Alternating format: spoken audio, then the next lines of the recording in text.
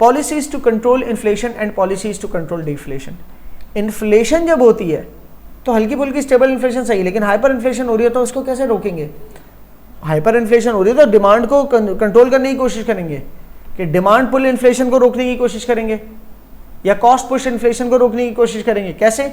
Demand की वजह से जो इन्फ्लेशन हो रही है उसको कैसे रोकेंगे? डिमांड को गिरा के। डिमांड कैसे गिरेगी? कॉन्ट्रैक्शनरी पॉलिसीज से। गवर्नमेंट अपनी स्पेंडिंग कम कर दे, सब्सिडीज देना कम कर दे, टैक्सेस बढ़ा दे, तो लोग फिर सेविंग की तरफ जाएंगे। तो इससे लोग जब लोग स्पेंड नहीं करेंगे तो डिमांड कम होगी, डिमांड कम होगी तो इन्फ्लेशन कंट्रोल होगी। सही? गवर्नमेंट इंटरेस्ट रेट्स बढ़ा दे तो लोग लोन्स लेके खरीदेंगे नहीं, तो फिर दोबारा डिमांड कंट्रोल हो गई। जब डिमांड कंट्रोल हो गई तो डिमांड पुल इन्फ्लेशन भी कंट्रोल हो गई। क्लियर हो रही है? सप्लाई साइड पॉलिसीज, गवर्नमेंट ऐसी पॉलिसीज अपनाएं कि जिससे इंफ्रास्ट्रक्चर प्रोवाइड करें, ट्रेनिंग प्रोवाइड करें, एजुकेशन प्रोवाइड करें, ताकि जो इनपुट कॉस्ट है सप्लायर्स की वो कम हो जाए और प्रोडक्टिविटी बढ़ जाए सप्लायर्स की। तो इससे क्या होगा? सप्लाई कर फॉरवर्ड शिफ्ट हो जाएगा। जब सप्लाई कर फॉरवर्ड शिफ्ट हो जाएगा तो इन्फ्लेशन कंट्रोल हो जाएगी। मतलब सप्लाई कर फॉरवर्ड शिफ्ट होने से प्राइसेस डिफ्लेट होंगे, तो एक तरह से इन्फ्लेशन कंट्रोल हो गई। क्लियर हो रही है?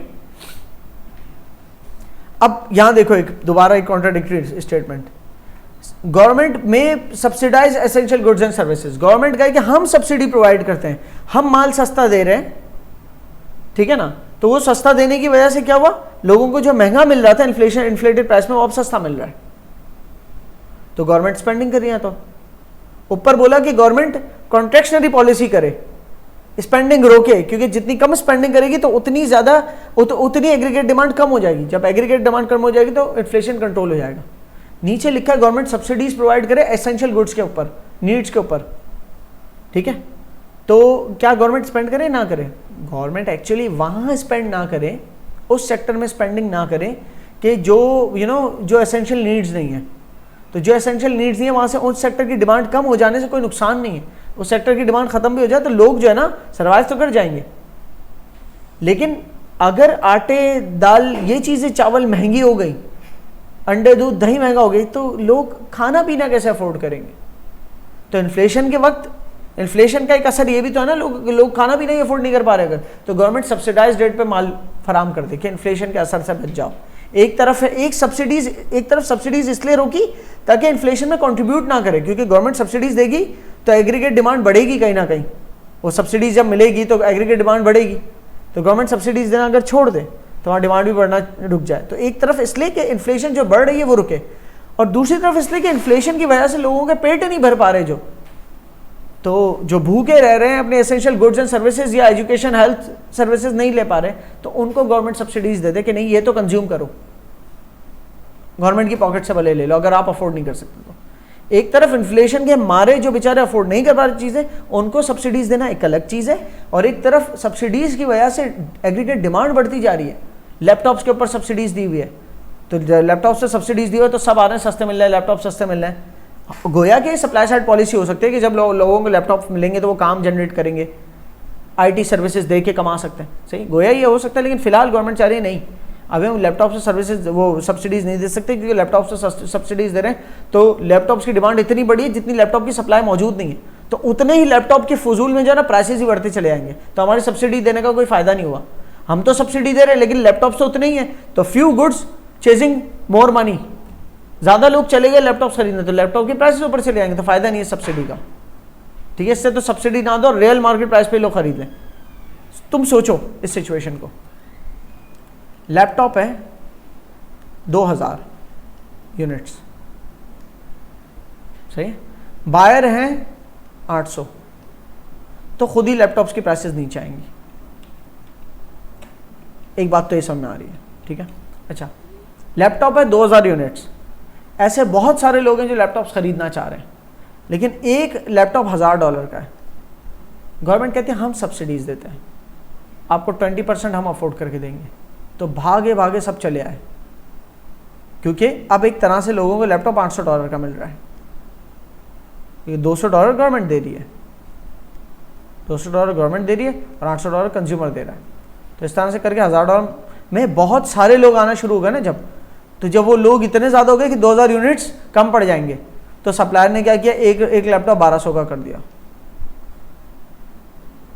तो अब क्या नुकसान इससे हुआ कि 1000 रुपए के साथ भी जो मौजूद थे ना गवर्नमेंट का, और अपना मिला के जो 1000 रुपए लेके आए थे, $1000 लेके आए थे, वो भी नहीं लैपटॉप ले सकते। एक नुकसान कि वो तो ले नहीं सकते, गवर्नमेंट की सब्सिडी उनको तो ज़ाया हुई जिन तक लैपटॉप नहीं पहुंचा।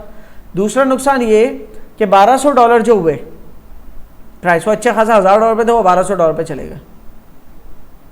तो वो जो आप सब्सिडीज दे रहे थे ना, पॉलिसीज बनाते हुए केयरफुल होना चाहिए कि आपने यहां से तो एक पॉलिसी इस डायरेक्शन से दी, दूसरी तरफ ये हुआ कि इतने सारे लोग केपेबल हो गए खरीदने के जितनी सप्लाई मौजूद नहीं थी, तो जो सप्लाई लिमिटेड थी उसके ही प्राइसेस बढ़ गए, तो क्या फायदा हुआ सब्सिडीज देने का। एक तरह से आपने जो 200 सब्सिडीज दी तो जितने लोग खरीद भी पा रहे हैं ना, वो वही है जिनके पास पहले से 1000 थे और आपकी 200 सब्सिडी मिला के वो 1200 का ले रहे हैं, तो पहले भी वो ले लेते विदाउट सब्सिडी 1000 का। समझ आ रही बात? So these things can also go wrong. बहरहाल come back to this, inflation को कंट्रोल करने की पॉलिसीज ये थी, डिफ्लेशन को कंट्रोल करने की पॉलिसीज।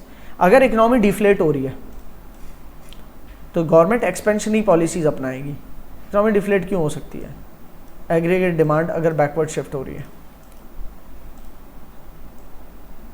गवर्नमेंट चाहेगी ऐसी ही पॉलिसीज अपनाए जिससे एग्रीगेट डिमांड फॉरवर्ड शिफ्ट होती है। वो कौन सी? Expansionary policies. इंटरेस्ट रेट्स कम करती है। जब इंटरेस्ट रेट्स कम कर देंगे लोगों को लोन्स बहुत सस्ती मिलेंगी, तो कल तक जो नहीं भी खरीद रहे थे ना, खरीदने के इंटरेस्टेड नहीं थे, लेकिन यार अब लोन्स इतनी सस्ती हैं कि चलो ले ही लेते हैं, दोबारा मार्केट ऊपर चली गई। सही ना? तो डिफ्लेशन से you come back to your own point because of the expansionary monetary policy के इंटरेस्ट रेट्स कम हो गए।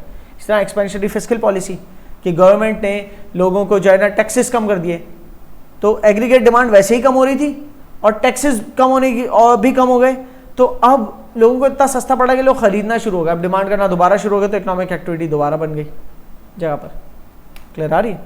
तो एक्सपेंशनरी पॉलिसी से क्या होता है? इकोनॉमिक एक्टिविटी बूस्ट होती है, मतलब एग्रीगेट डिमांड बूस्ट होती है। एग्रीगेट डिमांड बूस्ट हो, इकोनॉमिक एक्टिविटी बूस्ट होने का मतलब पूरा क्या है? एग्रीगेट डिमांड बूस्ट होती है, जिसकी वजह से सप्लायर को और लोग हायर करने पड़ते हैं वो डिमांड को मीट करवाने के लिए।